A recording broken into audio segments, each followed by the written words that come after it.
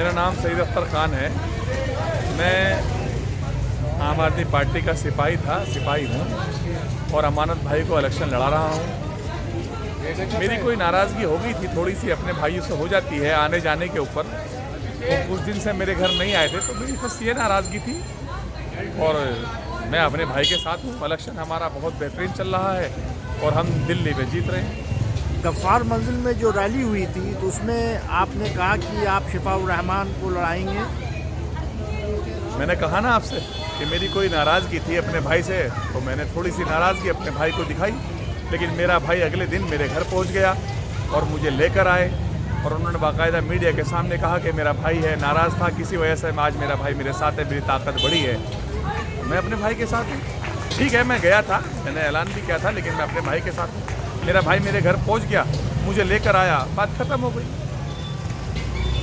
Election campaign Amanatullah Khan का कैसा चल रहा है? अमानत भाई का इलेक्शन एक तरफ चल रहा है। देखिए, कांग्रेस की तो ज़मानत जब्त होने जा रही है और शफाउर रहमान 8-7 हज़ार वोटों पे सिमट जाएगा। इससे ज़्यादा वोटें नहीं आएंगी, क्योंकि देखिए दिल्ली में क्या है, यहाँ पढ़े लिखे लोग रहते हैं। ये लोग ज़्यादातर जो है उसके साथ जाते हैं कि जिसकी सरकार बनती है दिल्ली में। और दिल्ली में जो सरकार बन रही है ना, वो इस बार बहुत सोच समझ के चलने का वास्ता गया है।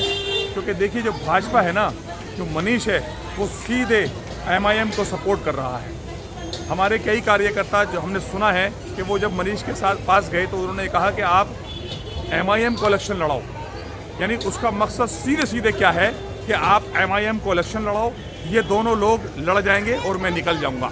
उसकी सोच ये है।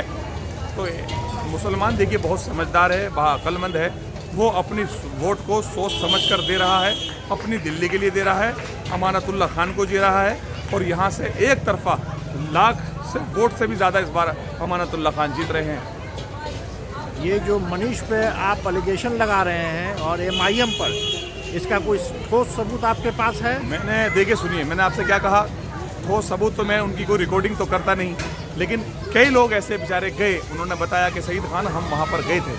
हमें लोग मिल जाते हैं ना, अभी देखिए मैं यहाँ खड़ा हूँ रोड पे, तो अभी इस रोड पे कोई ना कोई एक आदमी ऐसा मिल जाता है अपना जानने वाला, मिलने वाला, तो यार कि सईद खान मैं ऐसे से गया था वहाँ, मैंने इलेक्शन देखा।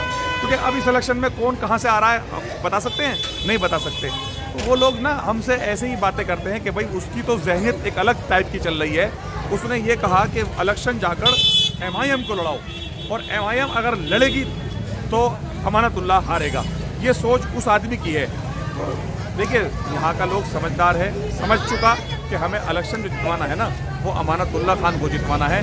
मनीष साहब, आपकी गंदी सोच ये ख़त्म हो जाएगी 5 तारीख को। MIM के इलेक्शन लड़ने से अमानतुल्लाह कैसे हार जाएंगे? मैंने कहा ना, अगर वोट बटेगी, अगर वोट बढ़ती है, भाई मान लीजिए अरीबा खान भी वोट बराबर लड़ती है, अमानतुल्लाह खान भी लड़ते हैं और शफाउर रहमान भी लड़ते हैं, तो इम्पैक्ट पड़ेगा, असर पड़ेगा नहीं, काफ़ी असर पड़ेगा। तो इस वजह से देखिए, कोई भी आदमी हो, अगर वो एग्ज़ाम में अपने पेपर की तैयारी करता है ना, तो उसको पता होता है, पढ़ा लिखा बच्चा होता है कि मैं फेल तो नहीं होने का, लेकिन उसको ये भी तो डर होता है ना कि मेरी परसेंटेज कम ना हो जाए। तो इसलिए अमानतुल्लाह खान भी, ये हम लोग हार नहीं रहे, लेकिन फिर भी हम आपको ये सोच रहे कि हमारी परसेंटेज, जीत का मार्जिन हमारा कम ना हो जाए। उस वजह से हम ये एक बात अपने लोगों को बता रहे हैं। जीत तो हमारी पक्की है, इंशाअल्लाह जीतेंगे तो अमानतुल्लाह खान, क्योंकि यहाँ का मुसलमान एक होकर एक जगह वोट कर रहा है अमानत खान को इस बार। आपने कहा कि जब एग्ज़ाम आता है तो बच्चे डरे होते हैं, जी। तो अमानतुल्लाह भी डरे हुए हैं क्या? नहीं, मैंने आपसे क्या कहा, जब मैंने ये कहा आपसे कि जब एग्ज़ाम आता है ना, तो बच्चे ये सोचते हैं, पता है कि मैं होशियार हूँ, मेरी परसेंटेज कम ना आ जाए।